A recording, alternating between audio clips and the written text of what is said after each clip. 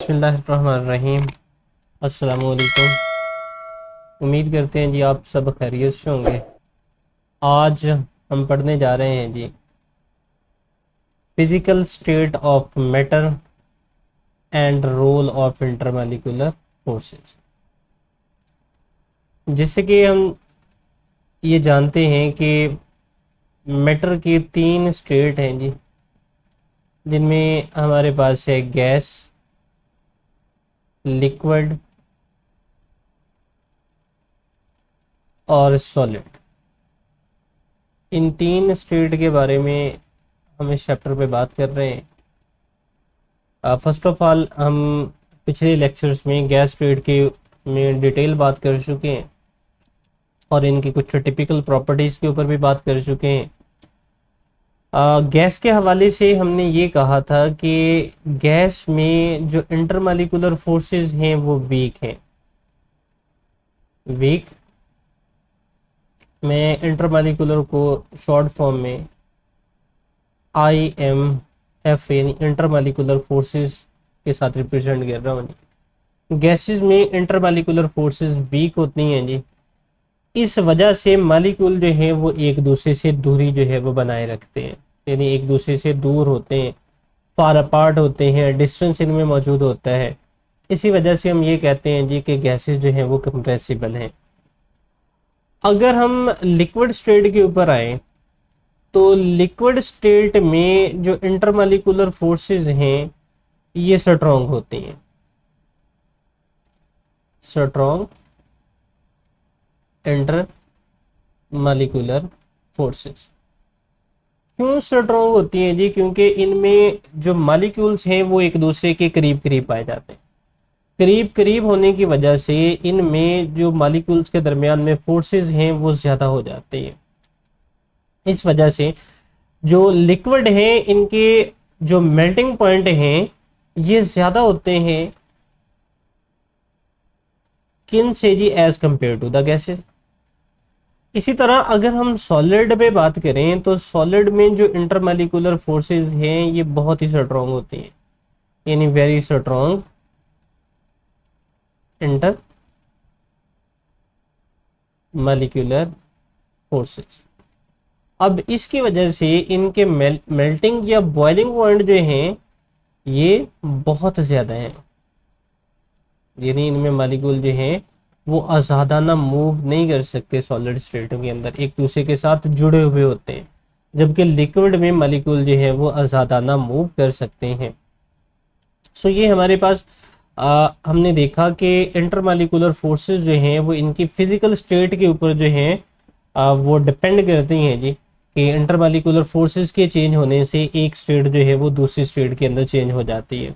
इसकी मिसाल आप ऐसे ही ले लें, जिस तरह से हमारे पास बर्फ़ है, बर्फ़ सॉलिड स्टेट के अंदर मौजूद है। अगर आप इसको थोड़ा हीट करोगे तो ये किस में चेंज हो जाएगी जी? ये लिक्विड में चेंज हो जाएगी। और अगर आप अब लिक्विड को हीट करोगे तो इसको हीट करने से ये वेपर्स में चेंज हो जाते हैं, यानी ये गैसेस स्टेट के अंदर जो है ये चेंज हो जाएंगे, गैस फॉर्म के अंदर जो है ये तब्दील हो जाते हैं। So it's mean intermolecular forces जो हैं वो इनकी फिजिकल स्टेट के ऊपर जो है वो डिपेंड करती हैं या असरअंदाज इफेक्ट करती हैं, यानी असरअंदाज होती हैं। अब हम आते हैं जी हमारी सेकंड स्टेट की तरफ, जो कि हमारे पास है लिक्विड स्टेट। इसको थोड़ा ऊपर कर लेते हैं जी। यहाँ पर अब यहाँ पर हम लेके आते हैं जी हमारी लिक्विड स्टेट। अब लिक्विड स्टेट के बारे में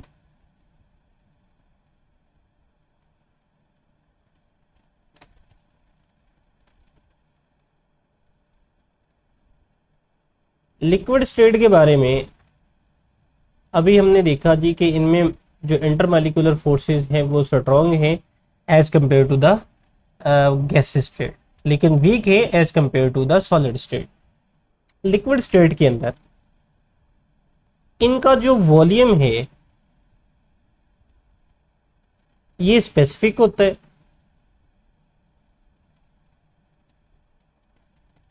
जबकि इनकी जो शेप है ये स्पेसिफिक नहीं होती।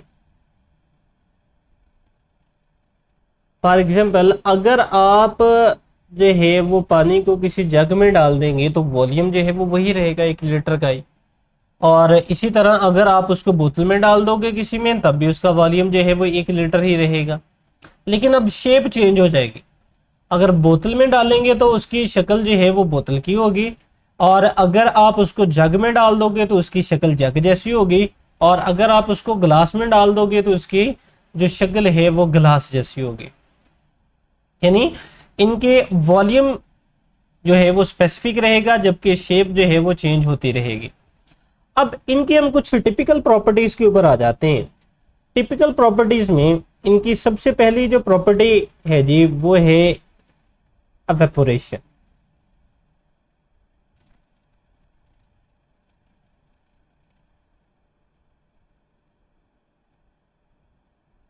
एवेपोरेशन। अब एवेपोरेशन क्या है? एवेपोरेशन है जी, हम यहां से इन शॉर्ट करके इसको लिख लेते हैं जी, चेंज ऑफ लिक्विड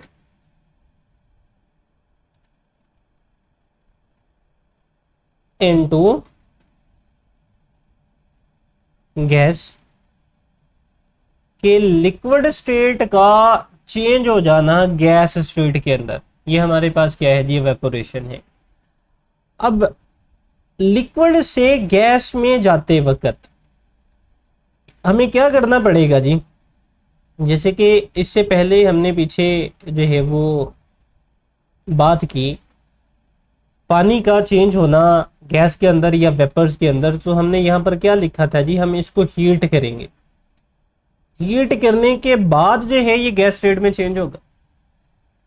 यानी फर्स्ट ऑफ ऑल हमें इसको हीट देना पड़ेगी। यानी ये वाला जो प्रोसेस है ये एंडोथर्मिक प्रोसेस है।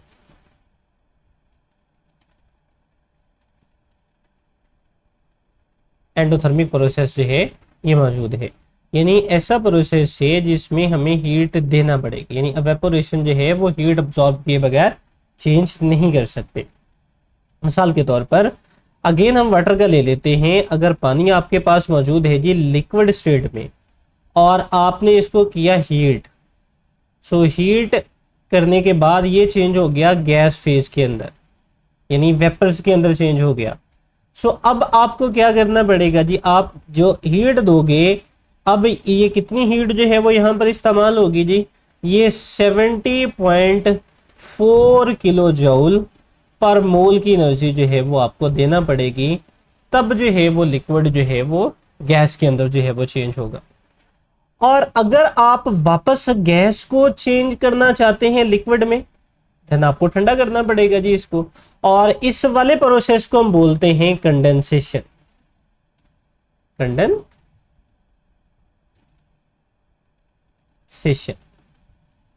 यानी गैस का चेंज होना लिक्विड में।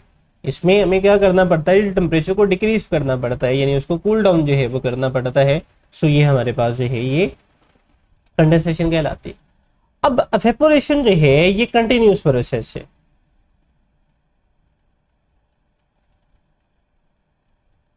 कंटिन्यूस प्रोसेस है, यानी ये तमाम टेम्परेचर के ऊपर जारी रहता है। इसमें टेम्परेचर का फर्क नहीं पड़ेगा कि आप टेम्परेचर जो है वो कौन सा ले रहे हैं, बल्कि चाहे मौसम ठंडा हो चाहे मौसम गर्म हो, तो इवेपोरेशन जो है वो जारी रहेगी। अब इवेपोरेशन के जारी रहने की वजह क्या है? यहां पर हम एक बीकर ले लेते हैं जी। इस बीकर में फर्ज करें हमने एक लिक्विड जो है वो डाला हुआ है, और हम यही कह देते हैं जी लिक्विड जो है वो हमारे पास पानी है, H2O जो है ये हमारे पास इस बीकर के अंदर मौजूद है।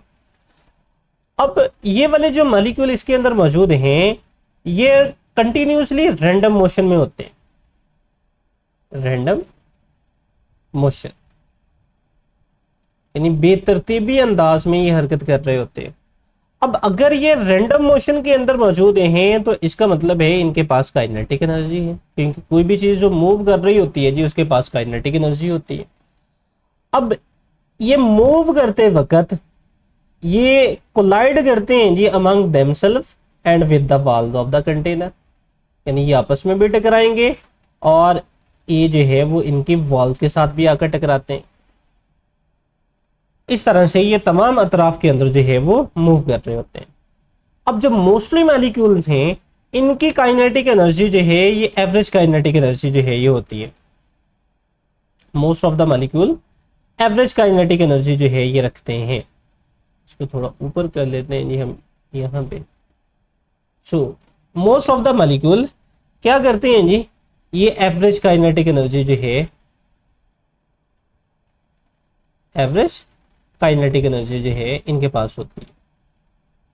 अब कुछ मॉलिक्यूल ऐसे होते हैं जिनकी काइनेटिक एनर्जी जो है वो एवरेज काइनेटिक एनर्जी से ज्यादा होती है। अब वो ज्यादा क्यों हो जाती है, जैसा कि हमने यहां पर कहा ये कोलाइड करते हैं among themselves and with the walls of the container.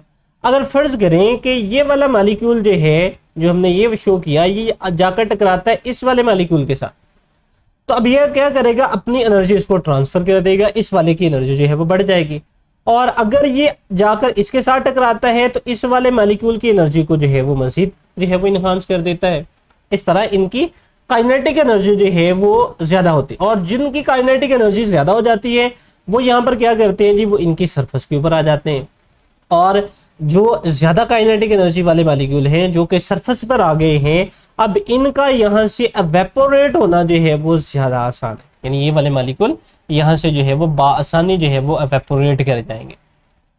सो इस वजह से ये तमाम टेम्परेचर के ऊपर जो है वो जारी रहती है, चाहे आपका टेम्परेचर कम है चाहे टेम्परेचर ज्यादा है, ये जारी रहेगी। क्यों जारी रहेगी, क्योंकि मॉलिक्यूल्स में काइनेटिक एनर्जी मौजूद है, यानी मॉलिक्यूल्स मूव कर रहे हैं और मूव करते वक्त ये आपस में टकराते हैं। इस कोलिजन की वजह से ये अपनी एनर्जी जो है वो दूसरे मॉलिक्यूल्स को ट्रांसफर करते रहते हैं। तो इस वजह से जिनकी काइनेटिक एनर्जी जो है वो एवरेज काइनेटिक एनर्जी से ज्यादा हो जाती है, सो वो वाले मॉलिक्यूल जो है वो वहां से एवेपोरेट कर जाते हैं। अब इसके अलावा जो एवेपोरेशन है ये कूलिंग प्रोसेस है, कूलिंग प्रोसेस। कूलिंग प्रोसेस से क्या मुराद है जी, यानी ये ठंडक पैदा करने वाला अमल है। अब मॉलिक्यूल ठंडक किस तरह से पैदा करते हैं, अमूमन आपने ये मुशाहिदा किया होगा जब आप नहाकर आते हैं जी और पंखे के नीचे बैठते हैं तो आपको कुछ देर के लिए ठंडक महसूस होती है, यानी हवा जो है वो ठंडी महसूस होती है और कुछ देर के बाद वो ठंडक जो है वो खत्म हो जाती है।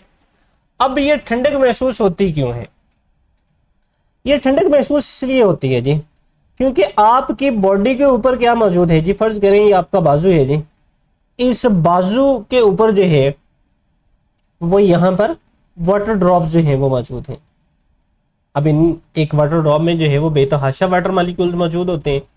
अब यहाँ से जो हाई काइनेटिक एनर्जी वाले होंगे वो मॉलिक्यूल एवेपोरेट कर जाएंगे, यानी जिनकी काइनेटिक एनर्जी जो है वो ज्यादा होगी वो क्या करेंगे जी, एवेपोरेट कर जाएंगे। सो बाकी जो पीछे बच गए यानी जो यहाँ पर मॉलिक्यूल बच गए उनकी क्या होगी जी, उनकी काइनेटिक एनर्जी जो है वो लो होगी। सो अब लो काइनेटिक एनर्जी वाले अपनी एनर्जी को कंपनसेट करने की कोशिश करेंगे।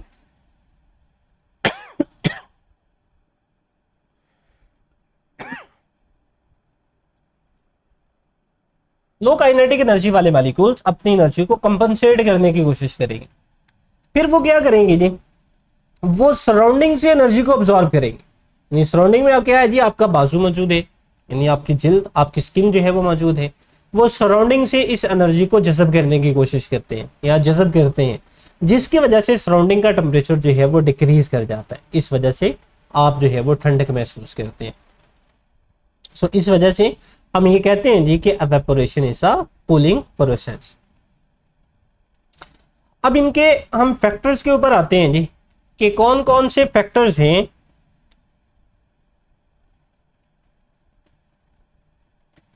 अब इनके फैक्टर्स के ऊपर आते हैं कि कौन कौन से फैक्टर्स हैं जो एवेपोरेशन को जो है वो डिस्टर्ब कर सकते हैं या उनको अफेक्ट कर सकते हैं। पहला इसमें फैक्टर है जी सरफेस एरिया का। Surface area. सरफेस एरिया से मुराद जो उसकी ऊपर वाली तय है जी, उसका एरिया जो है वो कितना, यानी उसके सरफेस का एरिया जो है वो कितना होगा। मिसाल के तौर पर आपने दो बीकर लिए, एक बीकर का साइज ये वाला है और एक बीकर का साइज जो है वो ये वाला है। अब दोनों बीकर्स के अंदर आपने जो है वो कोई लिक्विड डाला, इस वाले में भी डाल दिया और इस वाले में भी डाल दिया। अब इसमें भी जो आपने लिक्विड डाला वो भी आपके पास 1 लीटर है और इस वाले में जो डाला वो भी आपके पास 1 लीटर है, यानी लिक्विड भी सेम है और इसकी क्वांटिटी भी सेम है। लेकिन जो सरफेस एरिया जिसका ज्यादा है जी वो ये वाला है, यानी इसका सतही रकबा जो है वो ज्यादा है। और इससे पहले हमने ये बात की कि जो मॉलिक्यूल एवेपोरेट करेंगे वो ऊपर पहुंचने के बाद, यानी उसकी सरफेस पर पहुंचने के बाद यहां से एवेपोरेट करते। सो जिसका सरफेस एरिया ज्यादा होगा जी वो ज्यादा मॉलिक्यूल जो है वो एवेपोरेट होंगे। अब इसका सरफेस एरिया जो है वो कम है और इस वाले का सरफेस एरिया जो है वो ज्यादा है, इस वजह से यहां से मॉलिक्यूल जो है वो ज्यादा जो है वो एवेपोरेट करते हैं।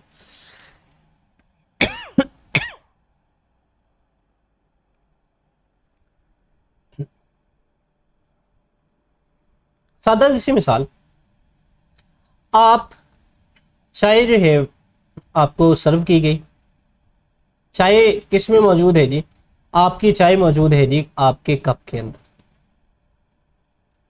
अब कप में जो चाय है वो ठंडी होने के लिए कुछ वक्त लेगी। अब कप के नीचे कप रखने के लिए हम इस्तेमाल करते हैं पिरिस का। अब अगर आप चाय जो है वो उस पिरिस पर डाल दें तो इस पिरिस पर जो है वो डालने से चाय जल्द ठंडी हो जाएगी। अब हुआ क्या कि कप का सरफेस एरिया छोटा था और जो पिरिस है उसका सरफेस एरिया बढ़ गया। इस सरफेस एरिया के बढ़ने से एवेपोरेशन बढ़ गई और जिसकी वजह से जो चाय है वो जल्द ठंडी हो गई। अब इसमें दूसरा फैक्टर जो है ये है टेम्परेचर का।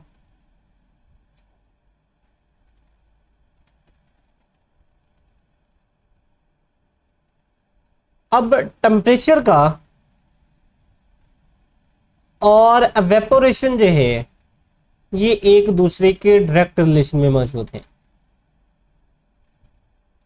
यानी टेम्परेचर के बढ़ने से एवेपोरेशन बढ़ेगी। टेम्परेचर जितना ज्यादा होता जाएगा एवेपोरेशन उतनी ज्यादा होती जाएगी और टेम्परेचर जितना कम होता जाएगा एवेपोरेशन उतनी कम होती चली जाएगी। सादा सी मिसाल के जरिए इसको समझ लें, आपने कपड़े धोए, कपड़े धोकर आपने उसको सुखाने के लिए जो है वो रख दिया। अब अगर तो गर्मियां हैं तो गर्मियों में आपके वो कपड़े जो है वो मैक्सिमम जो है वो 15 मिनट के अंदर जो है वो खुश्क हो जाएंगे,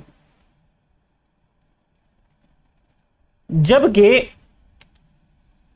15 मिनट के अंदर जो है वो खुश्क हो जाते हैं।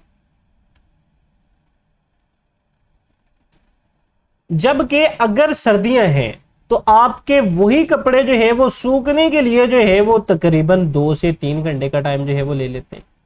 अब ये क्या है जी, अगर मौसम सर्द है, और ये कब है जी, अगर मौसम जो है वो गर्म है, यानी अगर टेम्परेचर ज्यादा है तो वो जो है वो जल्द खुश्क हो जाएंगे क्योंकि कपड़ों के अंदर पानी मौजूद है और रेट ऑफ एवेपोरेशन जो है वो बढ़ जाता है। जबकि सर्दियों के अंदर रेट ऑफ एवेपोरेशन जो है वो कम होता है, इस वजह से कपड़े जो है वो जल्द खुश्क नहीं होते। तीसरा फैक्टर जो है वो है इंटरमॉलिक्यूलर फोर्सेस। Intermolecular forces. अब इंटरमॉलिक्यूलर फोर्सेस के लिहाज से अगर हम बात करें तो इंटरमॉलिक्यूलर फोर्सेस में हमारे पास दो तरह के लिक्विड जो है वो मौजूद हो सकते हैं। या तो कोई लिक्विड जो है ये पोलर हो सकता है और या कोई लिक्विड जो है ये नॉन पोलर हो सकता है। अब जो पोलर मॉलिक्यूल हैं इसमें इंटरमॉलिक्यूलर फोर्सेस जो हैं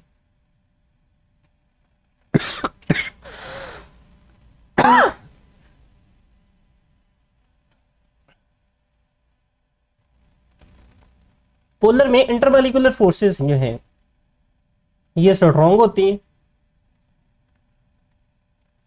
और नॉन पोलर में इंटरमॉलिक्यूलर फोर्सेस वीक होती हैं। सो जिसमें इंटरमॉलिक्यूलर फोर्सेस स्ट्रॉन्ग होंगी उसका रेट ऑफ एवेपोरेशन कम होगा, और जिसमें जो है वो वीक होंगी उसका रेट ऑफ एवेपोरेशन ज्यादा होगा।